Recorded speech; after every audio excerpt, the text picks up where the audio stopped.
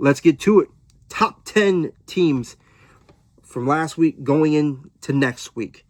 Let's just start off number 10, Seattle. Seattle did not play, but Seattle's been a great overall team. They're consistent. They're defense-oriented. The run game's been really good. Pass game's been better than we expected. I put them at 10 because I'm still not... I think we need to see a couple more weeks of consistency to see where I want to rank them overall, but 10's a good spot. And then one team above them, number 9, is the Bills. I love the Buffalo Bills, but the run defense is been my biggest question mark. I don't trust that defense in big spots, especially against a really good rushing team or really good teams in general. I think it's something that they really need to get it figured out, because you're going to, even if your defense is not going to be able to stop these great teams, you're going to be relying on Superman Allen every single week, and that's not sustainable. We all know that is not a sustainable way to win football, is putting all of that on your quarterback. Now, it's impressive. He's the guy to do it, but it hasn't won them a Super Bowl yet. It hasn't even got them a Super Bowl appearance yet. So it would be bad to assume that that's going to have any difference this year compared to the previous years. And number 8, I got the Bucs.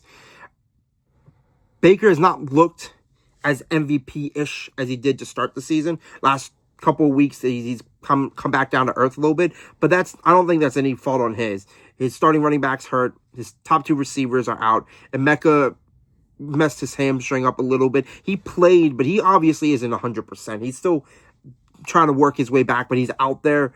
The defense is playing really well. Overall, I just think this is a team that I think they could beat any team, but I think there's a good chance they could lose to any team. It's a complicated team to rank right now, especially because they just played the Saints, and the Saints are just not a very good team, not a very good roster. So I think the Bucs have a chance to move up in the rankings depending on how the next couple weeks go and seeing how the improvement of play happens. But right now I got them at 8, and I got the Lions at 7. Lions also were on a bye. I like the Lions a lot. I'm a big Detroit guy, big golf guy. I've been a fan of them for a while. I like Gibbs, St. Brown. Like they got pieces all over the place. And just earlier today, they signed Aiden Hutchinson to a contract extension, which is huge. He's been a pivotal part of that team and their success. I got them at 7 because maybe it's just a week not seeing them, and I think some other teams are really impressed. And I want to see, they have probably the best chances of jumping to a top 5 fast after another great performance, but we got to see where they go next. So Lions at 7, I got the Pats at 6. And I'm only doing the Pats at 6 because they're playing really, really good football. As I've talked about before, the defense is allowing less than 50 yards of rush to running backs. It's either, like I said, like I talked about in my picks video, it's either the last 5 weeks or I think the whole season. I'm not really sure, but it's still, either way, that's impressive. And then Drake May, he's passing at about a 77% completion rate on the season, having about one touchdown plus a game, 100 plus quarterback rating a game. Since week 2, he's been amazing. Drake May is the main reason I have this team at 6. I could have them higher, but we still got to see how the season goes. Vrabel's helped improve this defense, and Josh McDaniels easily has really coached up Drake May very well. But let's see it keep going, keep rolling. But I do like this team. This is another team that could definitely creep into that top 5 very quick. But the top 5 is a great top 5, and that's why they're at 6, because number 5 is the Rams. Rams are just impressive. They've been a very dominant team. Even without Puka out there, Matt Stafford has been looking the best he's looked in the last couple of years. This defense is getting at you. They just traded for the corner McGrady from the Titans. That's going to really improve their secondary. Overall, I just really like the Rams team. I like the coaching staff. I like the quarterback. I like the organization. This is a team that knows how to win. They know how to be successful. And moving forward, they have a good chance to compete to win the division over Seattle. One of them teams are going to win this division. And I probably give the edge to Seattle because I think their team's a little more together. But be honest with you, if the Rams win it, I wouldn't be shocked. When you got Stafford and McVay, they should be a good bet for most people. But the team that I think is, even though the team that lost to them early this season, but I think is better, the Colts at 4.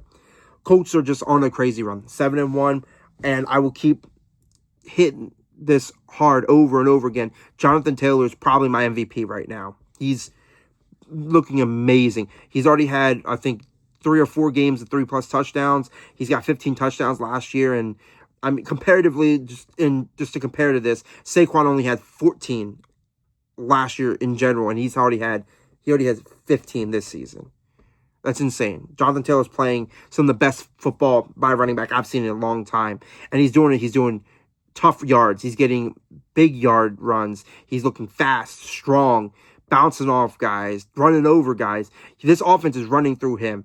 I mean, you can give props to Daniel Jones and all the receiving weapons that are stepping up and doing great. Tyler Warren, their rookie tight ends, look great. This defense, who I don't think is a defense full of names, it's a defense full of football players. They're just in it. You look at them, they're like, man, they're playing hard, they're playing together, and they're playing with a purpose. This team wants to prove something, and you feel it every single week they go out there. They're not playing like the team that is the best record in the AFC. They're playing like underdogs every week because they want people to doubt them. They want people to question how great they are, and every single week they're proving it. So props to the Colts. They're number 4, but my top 3 teams, I think, are 3 of the teams that put on some of the best performances as of late. Number 3 is the Packers. Maybe it's recency bias, but Jordan Love probably had one of his best games as a pro. I would say his best regular season game I've ever seen. His playoff game against the Cowboys was probably the best game I've seen him play, but that game against the Steelers, that was so telling of what they can do. And I keep talking about this and hitting home with this. What they do is sustainable. What they have, they need to get the run game more consistent, but overall, what this team is putting out every single week, this is something that can translate easily throughout the rest of the season and into the playoffs. They're not too reliant on anyone.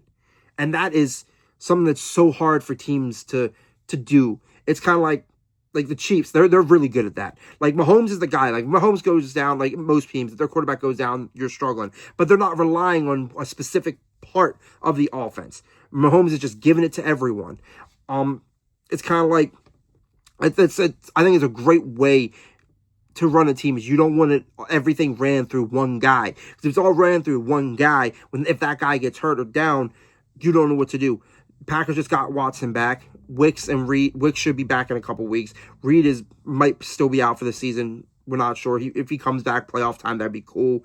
But like, if Dobbs is hot, they give him the ball. Tucker Kraft is hot, they give him the ball. If Jacobs is really hot at the red zone, they're feeding him the ball. They are a really good team about divvying up the ball and then handing it to the hot hand. And there's a different hot hand almost every week. This is, like I said, this is something consistent and everyone's getting involved. Packers at 3, but the team that is even better at doing that we're able to get a win without some would say the number 1 receiver, the Eagles. This defense is really well coached. Offense is well coached. Hurts is playing some great football. He's got, I think, only 2 turnovers on the season with, I think it was about 20 touchdowns he's at, something like that. He's playing phenomenal. Saquon had his best game of the season. Dallas Goedert had a phenomenal game. Devontae Smith is still getting busy. This is just a really good team. An offensive line that still is not as great as last year, but still doing their thing. This team is they're playing like one of the best teams in football. And they probably would be number 1 on some people's list. But I'm not a fool. I've stated this before. I've been looking foolish for judging them early. But I'm not going to be a fool anymore. The Kansas City Chiefs are my number 1 team in the NFL. And as a Ravens fan, pure representing my team, I love my team. And it's hard that they're not on the list, but I can't do it after just 1 win over the Bears. But the Chiefs at 1, man, Mahomes playing like an MVP. Kelsey's looking the best, the last 2 weeks looking the best he's looked in 2 years. That Pacheco, I mean, he got banged up, but you got to get that running game figured out. Offensive line is not perfect. Defense is playing really well. The one thing I noticed about the Chiefs, and one of the reasons that they should get so much credit in the GM office with Veach, those linebackers they drafted, I'm not going to sit here and say they're the best linebackers in the league, but they do what they're supposed to do very well. They built this defense to beat the quarterbacks they play. Like, they have Chris Jones in that line, big, strong, pushing forward in the line to help protect the run game, but they're not worried about that. They have 3 quick, fast, athletic linebackers to challenge guys like Josh Allen, Lamar Jackson, to get after guys like Joe Burrow, CJ Stroud. They built this defense to not be the best defense in the league, but to beat and counteract some of the best quarterbacks that they have to go against consistently. It's one of the reasons I think they've been so successful in the AFC getting to the Super Bowl. It's something that I really watched them play the Commanders. It really sunk in. I was like, wow, they really built this defense to beat the quarterbacks they know they have to go against. They're not as worried about stopping the run. They're not as worried about matching up corner to receiver. But they know how to have good linebackers that can rush, that can cover, that can spy on the quarterback. The Chiefs are just... they get plenty of praise, and it's warranted. They get a lot of hate, and that's just because that's what happens when you're successful. I mean, I lived through the New England era. I saw this, and now I'm seeing this. This is what great teams do. They constantly change what they do, but they warp their team not to be the best team, but to beat the best teams. So if they can do that, that makes them the best team. It's like they may not have the most flashiest names. I mean, you look across the league, there's defenses with better names everywhere. But they aren't as good as the Chiefs by the end of this year, because the Chiefs know what to put in to win. So I'm going to run through it one more time.